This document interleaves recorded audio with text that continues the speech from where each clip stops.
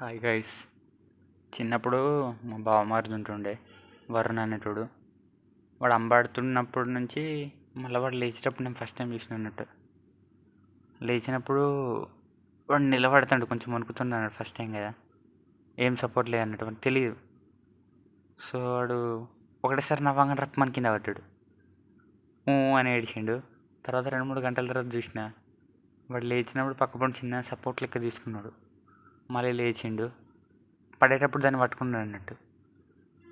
నాకు అది చూసినప్పుడు కొంచెం వెరైటీ అనిపించింది. వాడికి కూడా తెలుసారా సపోర్ట్ తీసుకుంటే మనం నిలబడతామని, మనం పడిపోతున్నప్పుడు పట్టుకోవచ్చని, అంత పోరానికి అని అనిపించుండే. నాకు కొంచెం వెరైటీ అనిపించినా కానీ నిజమే కదా అని అనిపించింది. అది హ్యూమన్ ఇన్స్టింక్ట్ అనుకుంటా. సో పర్లేదు కానీ నాకు అది బాగా అనిపించింది. కొంచెం ఇన్స్పిరేషనల్ లెక్క అనిపించుండే. తర్వాత నుంచి వాడు ఎన్నిసార్లు పడ్డా కానీ మళ్ళీ మళ్ళీ లేవడం, తర్వాత లేచినాక కొంచెం నడవడం, తర్వాత స్పీడ్ ఉరకడం ఇప్పుడు చేస్తుంటలే కానీ. సో అది బాగా అనిపించుండే. అంటే చిన్నప్పుడు మనం అట్లా ఉన్నప్పుడు పెద్దగానాక ఇప్పుడు ఎందుకు అట్లా అవుతుందంటే మనం ఎక్కువ ఓవర్ థింక్ చేస్తున్నాం. ఓడిపోతే ఎట్లా, పడిపోతే ఎట్లా, అందరు చూసి నవ్వుతారు, అందరు ఏదో చేసేస్తారు అని మనమే అన్ని క్రియేట్ చేసుకుంటున్నాం అన్నట్టు. ఒకటి ఏంటంటే నాకు కొంచెం వెరైటీ అనిపిస్తుంది. ఆల్ఫాబెట్స్ నేర్చుకోనికి 1 ఇయరా, నేను 1 ఇయర్ ఆల్ఫాబెట్స్ నేర్చుకోనికి టైం వేస్ట్ చేసిన. ఇప్పుడు నేను ఎన్ని పేజెస్ చదువుతాను, ఎన్ని సబ్జెక్ట్స్ చదువుతున్నా, ఏంట్రా బాబు అనిపించింది. ఎందుకంటే మనం పెద్దగా అయినాం కదా అని అనొచ్చు కానీ. సో మనం కూడా చిన్నప్పుడే మనం అంత భయపడకుండా మళ్ళీ లేచి నడిచి ఉరుకుతున్నాం. మరి ఇప్పుడు ఎందుకు అంతగానం భయపడడం, ఓడిపోతే ప్రయత్నించడానికి? ఎవడో ఏదో అంటాడు, ఎవడో ఏదో అనుకుంటాడని అంతగానం భయపడాల్సిన అవసరం అస్సలే లేదని నేను చెప్తా. చూడండి, ఒక ఆల్ఫాబెట్స్ నేర్చుకోవడానికి 26 లెటర్ నేర్చుకోవడానికి 1 ఇయర్ దాకా ఇన్వెస్ట్ చేస్తే మరి ఇప్పుడు అన్నిగానం చదివేస్తున్నాం. ఎందుకంటే ఇప్పుడు మేధాశక్తి ఎక్కువైంది, మనం పెద్దోళ్ళం అయిపోయినాం అంటారు, అంతే కదా. సో అది ఏంటిదంటే ఇవన్నీ ఎక్కడ ఆగిపోతాయంటే ఎక్కువ డౌట్ పెట్టుకున్నా, క్వశ్చన్ చేసుకున్నా, ఫీలింగ్ వీక్, ఓవర్ థింక్ చేసిన, మన పరిమితిలో లేని వాటి గురించి ఎక్కువ ఆలోచించినప్పుడు ఇట్లా అయిపోతా అన్నట్టు, మనం ఏం చేయకుండా. విరాట్ కోహ్లీది ఒక వీడియో చూసిండే. వాళ్ళు ఏం చెప్తారంటే చేజ్ మాస్టర్ అని పిలుస్తుండే. రీసెంట్ టైమ్స్లో అంతా నేను ఎక్కినలే కానీ నేను చిన్న ఉన్నప్పుడు అయితే చేజ్ మాస్టర్ అని బాగా పిలుస్తున్నట్టు. రన్ మెషిన్, చేజ్ మాస్టర్ అని సంథింగ్ అనేటోళ్ళు. ఎందుకంటే రీసెంట్గా ఒక వీడియో చూసింటే వాళ్ళు ఏమన్నారంటే I have some particular idea about chasing. అంటే ఆయనకు ఒక ఐడియా ఉంటుంది, చేజ్ ఇంత వేయాలి అని ఇన్ని ఓవర్లలో. సో దాని ప్రకారం ఆయన ప్లాన్ చేసుకుంటూ వెళ్తాడు, ఆ రిజల్ట్ వస్తుందని. దాని మనం ఎప్పుడు ట్రై చేస్తూనే ఉంటాడు, ఎట్టి పరిస్థితుల్లో ఇంత రిక్వైర్ రేట్లో ఇంత కొట్టేసేయాలని అట్లా చేస్తూ ఉంటాడు. సో మనం కూడా ఒక టార్గెట్ అని ఉండాలి, ఇది చేయాలి, ఇట్లా ప్లానింగ్స్ ఉండాలని. ముందు నుంచి ప్లానింగ్, ప్రిపరేషన్, ప్రాక్టీస్ ఉంటే అది ఆటోమేటిక్గా వచ్చేస్తూనే ఉంటుంది. అదొక మొమెంటం అన్నట్టు. ఎట్లా అంటే మేఘాలు వచ్చినాయి అనుకో, నల్లటి మబ్బులు మేఘాలు వస్తే కొంచెం చల్లటి గాలి రాగానే వాన పడుతూనే ఉంటుంది. అది నార్మల్. మబ్బులను చూస్తే తెలిసిపోతుంది అన్నట్టు ఇంకొచ్చేపు ఇది వాన పడుతుందని కదా. ఆ మబ్బు ఎలాంటిదని మనకు తెలుసు కాబట్టి అది నార్మల్ అన్నట్టు. సో సన్ వస్తే సన్ రైజ్ ఖచ్చితంగా వస్తుంది, అందులో ఏం డౌట్ లేదు, అంతేనా కదా. సేమ్ మనం కూడా ప్రాక్టీస్ మంచిగా, ప్లానింగ్ మంచి రైట్ డైరెక్షన్లో వెళ్తూ ఉన్నాం అనుకో మనకు కూడా వస్తుంది. కాకపోతే ఇప్పుడు రిజల్ట్ గురించి బాగా ఫోకస్ చేయొద్దు, ఏది కరెక్టు ఏది కాదు అని సార్ట్అవుట్ చేసుకుంటే మీకు తెలిసిపోతుంది. ఓకేనా. నాకు నచ్చిన 5 మెథడ్స్ నేను చెప్తా. అంటే నాది ఫాలో అవ్వాలని కాదు, ఫాలో అవుతే బాగుంటుందని నా ఒపీనియన్ అంతే. నేను ఎవరిని కంపల్సరీ చెయ్య, మంచి ఫాలో అయితే బాగుంటుంది. ఏంటంటే నీ ప్లానింగ్స్ ఏంటి, అసలు ఏం చేద్దాం అనుకుంటున్నావు, ఏం చేయాలి అనుకుంటున్నావు, ఎందుకు ఆగిపోతున్నావు అని సార్ట్అవుట్ చేసుకో. మంచిగా సార్ట్అవుట్ చేసుకో. ఒక మంచి ఫ్రెండ్ తోట, సపోర్టివ్ వాళ్ళతో ఉంటారు కదా, రిలేటివ్ అన్న ఎవరో ఒకరు, మన క్లోజ్ టు హార్ట్ సమ్మన్ ఉంటారు, ఎప్పుడు చీరప్ చేస్తూ ఉంటారు, నెగిటివిటీ దగ్గర రానియరు. వాళ్ళు ఉంటారు చూసినావా, వాళ్ళతో షేర్ చేయి.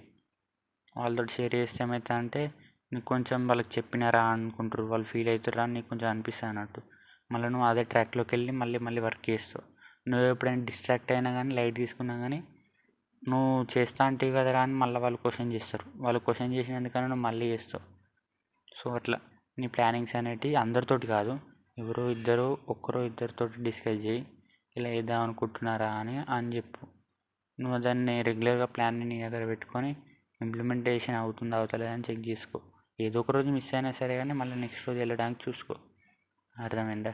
డిసిప్లిన్గా అవి ఫాలో అవ్వడం ప్రాక్టీస్ చేయి. Second one discipline. మోటివేషన్ అంటే ఏంటో తెలియదు కానీ డిసిప్లిన్ అయితే ముఖ్యం. నువ్వు ఒక ఇంపార్టెంట్ వర్క్ నెగ్లెక్ట్ చేస్తున్నావు, అది అందరు చేసే పని, అందరికంటే నువ్వు చేయడం ముఖ్యం. అది చేయకపోతే రేపు ఎగ్జిస్టెన్స్ ఛాన్సెస్ వర్స్ట్ అవుతాయి అని తెలిసినా కూడా మనం నెగ్లెక్ట్ చేస్తాం కొన్నిసార్లు. ప్రోక్రాస్టినేషన్, లేజినెస్ అనేది బాగా అలవాటైంది. సో అది ఎట్లా తక్కువ చేయాలంటే డిసిప్లిన్ ద్వారా. డైలీ ఎక్కువ వర్క్ చేయాల్సిన అవసరం లేదు. మరి 10 గంటలు కూర్చుంటా, నేనంతా వన్ డే హీరో అయిపోతా అట్లనేం కాదు కానీ daily 60 minutes to 90 minutes alarm పెట్టుకొని ఏం ఆలోచించకుండా వర్క్ చేయి. అలారం మోగేంత వరకు వర్క్ చేయి డైలీ. అంటే అది ఏదైనా సరే, ఇప్పుడు ఎక్సర్సైజ్ చేయాలని అనుకో, అన్ని నిమిషాలు అలారం పెట్టుకొని అన్ని నిమిషాలు ఎక్సర్సైజ్ చేయాలి. తర్వాత ఏదైనా వర్క్ చేయాలనుకో అన్ని నిమిషాలు పెట్టుకొని అన్ని నిమిషాలు వర్క్ చేస్తూనే ఉండాలి, ఆలోచించద్దు. అలారం మోగేంత వరకు అసలు ఏం గురించి ఆలోచించకుండా దాని గురించి కామ్గా వర్క్ చేస్తూనే ఉండు. ఓకేనా? అట్లా సేమ్ ఏదైనా సరే ఇప్పుడు ఇన్ని నిమిషాల్లో రాసేయాలి, ఎన్ని నిమిషాల్లో చదివేసేయాలి, కంప్లీట్ చేయాలి ఉంటాయి కదా మనకు టార్గెట్. సో ఈ చాప్టర్ అనేది 1.5 hour చదువుతా మైండ్ఫుల్గా, చదివినది మంచిగా మైండ్కి ఎక్కించుకుంటా. అట్లా అన్ని నిమిషాలు అలారం పెట్టేసుకోవాలి, అలారం మోగేంత వరకు చదువుతూనే ఉండాలి. సో అట్లా చేస్తూ ఉంటే టైం మేనేజ్మెంట్ తెలుస్తుంది. ఎక్కువ డిస్ట్రాక్ట్ కూడా కాం. అలారం మోగేంతవరకు మనం చదవాలి అనేది ఏంటంటే క్లారిటీ క్రియేట్ చేస్తుంది అన్నట్టు. క్రియేట్ చేసినప్పుడు మనం ఎక్కువ ఏం ఆలోచించాం, ఓన్లీ మన ఫోకస్ అంతా దాని మీదనే ఉంటుంది. అలారం ఎప్పుడు మోగుతాను మళ్ళీ దాని మీద ఫోకస్ చేయొద్దు, ఎక్కువ ఆలోచించడానికి కూడా ఉండదు అన్నట్టు. అట్లా తర్వాత నువ్వే ఇంకా టైం ఎక్కువ స్పెండ్ చేయాలి, చేస్తే ఇంకా మంచి రిజల్ట్స్ వస్తాయని ప్రాక్టీస్ చేస్తూ ఉంటావు. స్పోర్ట్స్ పర్సనాలిటీస్ కూడా మ్యాచ్ ఇంకా 2-3 నెలలు ఉందిలే అని ఎప్పుడు లైట్ తీసుకోరు కదా. వాళ్ళు డైలీ లేస్తారు, ఎక్సర్సైజ్ చేస్తారు, మంచి రెస్ట్ కూడా ఇస్తారు, ఎక్సర్సైజ్ చేస్తారు, మంచి డైట్ మెయింటైన్ చేస్తారు, అవన్నీ చేస్తారు కాబట్టి సో వాళ్ళ దగ్గర నుంచి మంచిగా మనం డిసిప్లిన్ చూసి నేర్చుకోవచ్చు. విరాట్ కోహ్లీ కూడా నెట్ ప్రాక్టీస్ ఉంది అనుకో కరెక్ట్ టైంకి వస్తారంట. ఇది ఎప్పటి నుంచో రిపిటేషన్ అంట. చాలామంది స్కిప్ చేస్తారంట యంగ్ ప్లేయర్స్. విరాట్ కోహ్లీ మాత్రం యూత్ లెక్క ఉన్నప్పటి సంది అరౌండ్ 20s నుంచే టైంకి వస్తారంట. చాలామంది ఇప్పుడు వేరే వాళ్ళని తీసుకుంటే వాళ్ళ టైంకి వచ్చి ఆడ ఉంటారంట, ఇంకొంచెం ముందే వెళ్ళి ఉండడానికి ట్రై చేస్తారంట విరాట్. సో అట్లా అదొక డిసిప్లిన్ అనేది మెయింటైన్ చేయండి. థర్డ్ వన్, సో నేను ఇప్పుడు కూడా ప్రాక్టీస్ చేస్తున్నా, అందులో కొంచెం వస్తుంది, మళ్ళీ పడిపోతున్నా. కానీ ఏంటంటే మెడిటేషన్. సంథింగ్ చిన్నగా ఏంటంటే మెడిటేషన్ అనేది సింపుల్గా చెప్తా, వాటర్ ఫాల్ అనేది ఎక్కడికి వెళ్ళదు. అర్థమైందా? వాటర్ ఫాల్ ఎక్కడికి వెళ్ళదు, వాటర్ ఫాల్ అక్కడే ఉంటుంది, అందులోని వాటర్ అనేది ఫ్లో అవుతుంది. అర్థమైంది? నాన్ స్టాప్గా ఫ్లో అవుతుంది. అది మన మైండ్ అనేది అక్కడనే ఉంటుంది వాటర్ ఫాల్లో. బట్ థాట్స్ ఉంటాయి చూసినా, అవి వాటర్ నాన్ స్టాప్గా ఫ్లో అవుతూనే ఉంటాయి. అక్కడ మైండ్ వాటర్ ఫాల్ స్థిరం, ఇవి ఫ్లో అవుతూనే ఉంటాయి అన్నట్టు. So let them go. అర్థమైందా? అవి పోతూనే ఉంటాయి, పోనీయండి.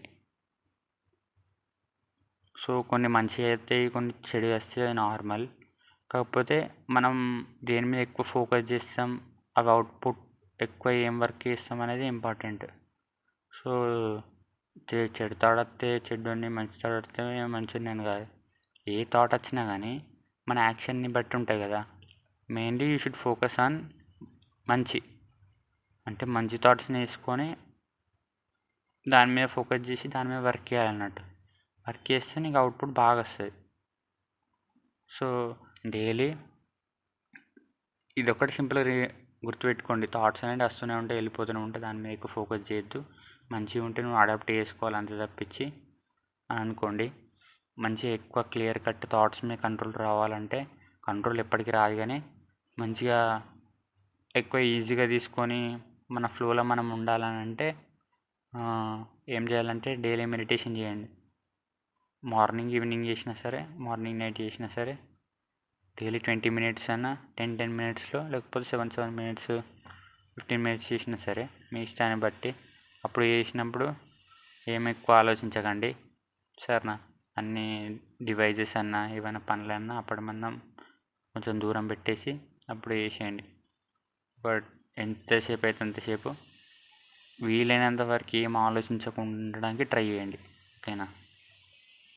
వీలైనంత వరకు ఏం ఆలోచించకుండా ఉండి జస్ట్ మీ థాట్స్ మీద కూడా ఇచ్చిపెట్టేసి ఒకదాని మీదనే కేంద్రీకరించండి. ఒకదాని మీదనే ముందట ఒక క్యాండిల్ ఉన్నది, ఆ క్యాండిల్ అనేది అటు ఇటు ఇటు టిల్ట్ అవుతూ ఉన్నది, అది వెలుగుతూనే ఉన్నది. దాన్ని మన మైండ్లో అట్లే ఊహించుకొని చూడండి. ఒక వాటర్ ఫ్లో అవుతుంది, ఒక రివర్ ఫ్లో అవుతున్నట్టు కూర్చున్నట్టు అనుకోండి. అంతే, అదే ఉండండి. ఇప్పుడు ఒక దేవుడు ఉన్నాడు, రాధాకృష్ణుడు అనుకో, ఆ కృష్ణుడు ఆ దేవుడిని ఐస్లోకి చూస్తున్నట్టు అనుకోండి. అట్లా ఎంతసేపు చూడగలుగుతారో మీకు తెలుస్తుంది. మీ ఫోకస్ లెవెల్, మీ కాన్సన్ట్రేషన్ తెలుస్తుంది. అప్పుడు మీ థాట్స్ని మీరు గెలవగలుగుతారు. సో డైలీ అట్లా 10 to 7 మినిట్స్ ప్రాక్టీస్ చేయండి. Next one of the most important things, నాకు ఇది బాగా నచ్చుండే, సో నేను డైలీ ఇంప్లిమెంట్ చేస్తా. Talking to your self. Daily మీరు నైట్ పడుకునేటప్పుడు ఖచ్చితంగా మీరు మాట్లాడుకోండి, మీతో మీరే మాట్లాడుకోండి. అది స్వామి వివేకానంద సార్ కూడా చెప్తాడు. ఎట్లా అంటే రోజు మిమ్మల్ని మీతో మాట్లాడుకోకపోవడం వరల్డ్లో మోస్ట్ ఇంపార్టెంట్ని మిస్ అవ్వడం అంటున్నట్టు. మీరు డైలీ ఏం పని చేసినా, ఏదైనా చేసినా సరే, ఎంత ఎంజాయ్ ఉన్నా, ఎంత వర్క్ లోడ్లో ఉన్నా కానీ డైలీ పడుకునేటప్పుడు ఒక 2 మినిట్స్ పడుకున్నాక సైలెంట్గా మీతో మీరు మాట్లాడుకోండి. అది ఎక్కడైనా సరే, ఏమైనా సరే క్వశ్చన్ చేసుకోండి, అనలైజ్ చేసుకోండి, రియలైజ్ కండి ఏం చేస్తున్నా, ఏం చేయాలని. మీలో ఒక బ్రిలియంట్ గాయ్ ఉంటాడు, అంటే డిఫరెంట్ షేడ్స్ ఉంటాయి కదా, ఆ డిఫరెంట్ షేడ్స్లో వాడిని అడగండి, ఏం చేస్తున్నా, ఏం చేయాలరా ఇంకా అని అనాలి. ఇంకా నేను ఎట్లా ఇంప్రూవ్ కావాలను, ఇంకా ఎక్సలెన్స్ దిక్కు ఎలా వెళ్ళగలను అని అడగండి. ఏమన్నా డ్రాబ్యాక్స్ ఉన్నాయని తెలుసుకోండి, సార్ట్అవుట్ చేసుకోండి. చేస్తే రేపటి నుంచి ఇంకొంచెం ఇంప్రూవ్ అయ్యే ఛాయిస్ ఉంటుంది. డైలీ మనకి 0.1% ఇంప్రూవ్మెంట్ ఉన్న చాలు. అది డైలీ క్యారీ ఫార్వర్డ్ అయ్యి ఓ రోజు 100% కావచ్చు. అర్థమైందా? అవ్వచ్చు కాదు, అవుతుంది. సో మీరు ఎప్పుడు మర్చిపోవద్దు talking to your self. Next 5th one, gratitude. దేవుడు మనకి ఈ బర్త్ ఇవ్వడమే చాలా గ్రేట్. సో మంచి ఫ్యామిలీ, ఇట్లా ఆలోచించడం, ఇంప్రూవ్ అవ్వాలనే ఒక పాజిటివ్ మైండ్ ఉండి ఏదో మనం చేద్దాం, మన వల్ల అవుతుంది ఆ నమ్మకంతో ఉండడం, ఇంకా నాకు ఇది కావాలి అని ఉండడం గ్రేట్ అన్నట్టు. ఒక మీడియోక్రేట్ కంటే మనం మంచి స్థాయికి వెళ్తున్నాం కదా, సో అలా ఉండడం గ్రేట్. ఇలా ఇచ్చినందుకు దేవుడికి ప్రతిరోజు థ్యాంక్స్ చెప్పాలి. జస్ట్ ఇంకా ఎక్కువ చేయడానికి పేషెన్స్, కరేజ్ ఇవ్వు, నేను చూసుకుంటా అని మీరు దేవుడికి చెప్పాలి. సరేనా? దేవుడిని ఏది అడిగినా కానీ పేషెన్స్, కరేజ్ ఇవ్వి, so I can sort it out. నువ్వు నాతో ఉంటే అయిపోతుంది, లేకపోతే నా ఎన్నుకుంటూ చాలు అని అంటారు అన్నట్టు. సో నెల్సన్ మండేలా ఒక మంచి కొటేషన్ చెప్పుండే, అది లాస్ట్ చెప్తా. The greatest glory in living lies not in never falling but rising every time we fall. అర్థమైందా? విజయం అనేది మనం పడిపోవడంకుండా ఉండడం కాదు, మనం మళ్ళీ లేచి నిలబడంలో ఉంటుంది. ఇదే మీకు మంచిగా నచ్చుండే. ఎన్నిసార్లు పడ్డా కానీ ఉదయించాలి సూర్యుడిలా, అంతే. Thank you.